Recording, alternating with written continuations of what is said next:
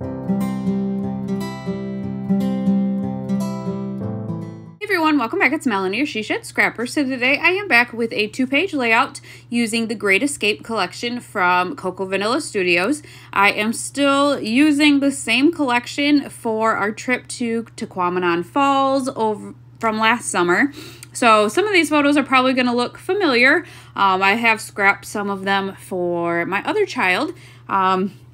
But I do scrapbook albums for each. So when we do a family trip like this, a lot of times there are duplicate photos. So I don't know. It's gotten to be a lot. And I started out with one album a year. And now that they're older and more active and doing more things, I have more than one album per year. So I don't know what I'm going to do with them all when they get older, but it is what it is. So you can see here that I am kind of using lots of pattern papers and kind of, originally I think I thought I would do that plaid paper 6 and 6, but then when I finally cut it, I decided to cut it different widths for each page. And then that kind of, in doing that, the lighter green paper, one is longer than the other. And well, maybe I did it because on page 2, I'm going to have 2 4x6 photos. And on page 1, I have one 4x6 photo that will look really nice on that plaid paper there. And then the other 2 photos on the green paper. So maybe that's why I decided to, kind of cut it oblong, I guess, or different widths.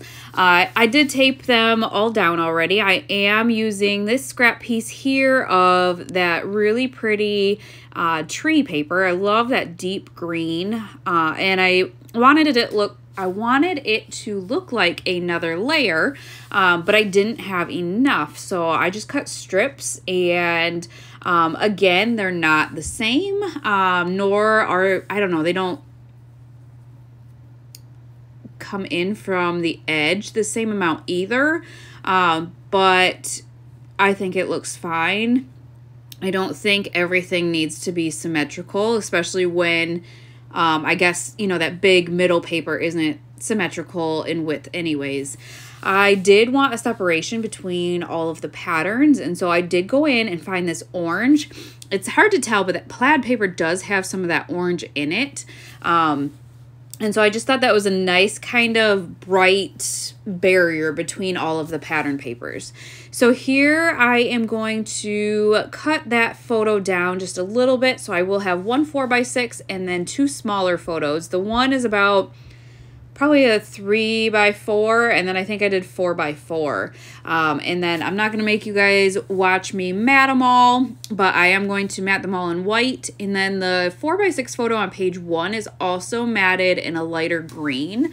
I actually bought that cardstock from Hobby Lobby for my project for my son, for school, and it matched this collection perfectly, and I had bought too much, so I just stuck it right in the envelope with this collection, and it's been working great for matting my photos.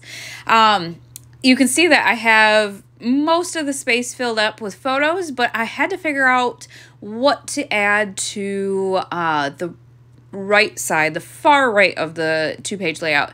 I thought about one of the cut aparts from the collection, just didn't love any of them. I thought about, there was one that I could have cut into sections and kind of scattered them throughout that open space. And maybe that would have been a great option. But I just chose not to.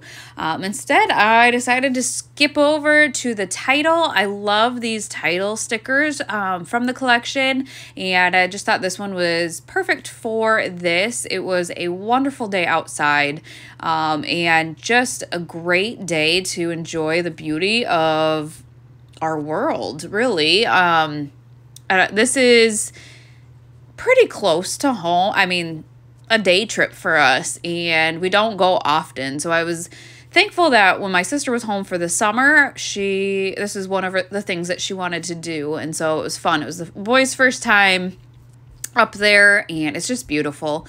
So now it was kind of trying to figure out how to embellish. There's a lot of great embellishments in this collection. I just wasn't sure that I loved all of them for my photos.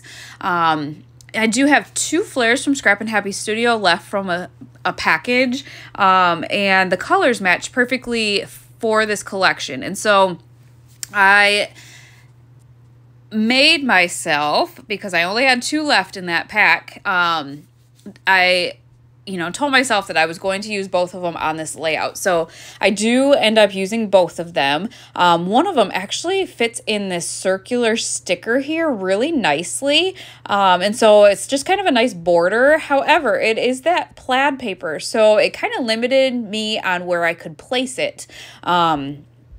So it is going to end up being in the top right there. I just couldn't place it over top of the plaid paper, or else it was kind of a wasted piece, I guess. I did decide, because I decided not to journal on the far right like I had initially thought I was going to, that I was going to journal underneath those 2 photos. So I added some journaling strips so you guys kind of got the idea of how that would look.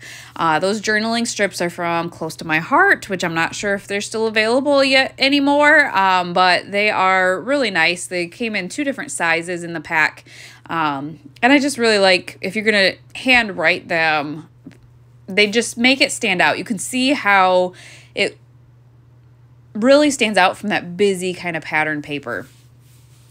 So this collection has lots of stars, and even though we're at a waterfall, and I know stars are kind of generic, I just was really hoping not to use them for this trip, I guess.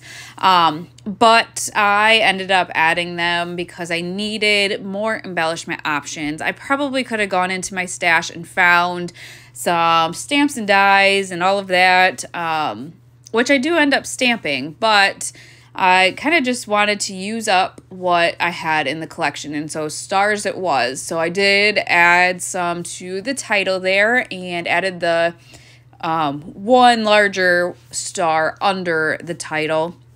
Added a couple of circular pieces, that second flare from Scrap and Happy Studio, to the bottom on page 1, and then again needed to add more to that other flare at the top, and so stars it was again. But I really do like the way that this one turned out. The stars are fine. So in the collection, I ended up buying the ephemera, the chipboard, and then like I'll call them puffy stickers. I don't know what they are, puffy shapes. And so I do end up, I think, using a little of both. I know on the top left, it's chipboard and the ephemera, as well as the top right so far it looks like. I decided to move some of them around because of the colors of them, but in doing so, the tape kind of ripped off the back of one. So that's what I'm struggling to kind of rip up now so that I can add a different colored one down there. I think it was just a tad bit smaller too, so I couldn't leave it on there, or else it would show. And so I did have to end up ripping that up, which is fine. I think it maybe messed the white paper up just a little bit, but not bad at all. Now, going back to that far right, wide open space, I really had to figure out what to use, and so I decided to go into my stash, my stamps, and I had already kind of picked some out that would work for this. I have a few outdoor ones, and so I got my Pine, Close to My Heart ink out, and these banner pieces. I don't know what they're called, but they have lots of different colored ones. I think there's like, I want to say cardboard color. I don't know what color that is off the top of my head right now. Oh my goodness. And then this off-white, I think there's like a sage green right now too. So I just like them. It just gave me a good embellishment option. I added a phrase to it in that pine, and just helped with an embellishment. I thought I wanted to do second generation stamping with these trees and kind of use the stamp. However, it did not show. So you will see, I'm going to show you the process, but I stamp and then I want to do second generation stamping right on the page, but it didn't show. Not the end of the world, because the reason I wanted to do that was because I wanted to add another stamp directly on there in that same color. So if I would have done, you know, the trees in the same color, it would have just been a big blob, I guess. So that's why I tried to do the second generation stamping. It just didn't work out, which is fine. Instead, I use that stamp that says worth the pause, because again, it's just beautiful up there. So added that, and then I'm going to add the kind of banner piece that I stamped on. Wow. Jumbled up all of my words today. I'm going to pop that up on some foam tape and add that to the bottom there. And then to finish it all off, I think this is where I go back and I grab kind of those puffy stars and scatter those throughout the layout. Just love this collection. It is, well, where I shop majority of the time, a Cherry on Top and Scrapbook.com. It is only available at a Cherry on Top, but they have great shipping options and sometimes sales. So definitely, if you are interested, check it out. I think this is a beautiful collection. I did end up adding some phrase stickers because I am a sucker for phrase stickers. I think I mentioned that in my last video, that phrase stickers just seem to help kind of finish off the layout for me. So once I added those, that's when I then sprinkled in those smaller kind of puffy stars. But that's going to finish off this collection. I'll link it down, or this layout. I will link the collection down below if you are interested. And I hope you guys enjoyed, and we will see you next time. Bye, guys.